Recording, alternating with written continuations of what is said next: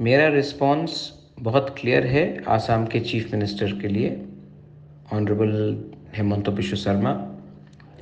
हम कम्युनिटी के बारे में बात करना चाहते हैं, कैबिनेट के बारे और मंत्री के बारे में बात नहीं करना चाहते हैं। हम कॉन्स्टिट्यूशनल सोल्यूशन के बारे में बात करना चाहते हैं, अपने 14 लाख तिपरासा के बारे में बात करना चाहते हैं जिसने हमें सपोर्ट किया है, प्यार दिया है, ना कि 1 2 3 लोगों का कैबिनेट पोस्ट के लिए।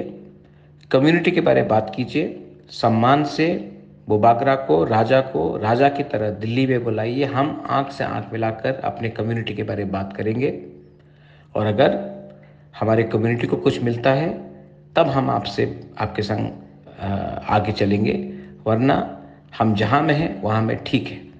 हमको कॉम्प्रोमाइज़ नहीं करना है, अपना कम्युनिटी को विश्वासघात नहीं करना है। कॉन्स्टिट्यूशनल सोल्यूशन दीजिए, तब हम बात करेंगे। दिस इज़ बुबागरा, बेलाइनो हमबाई।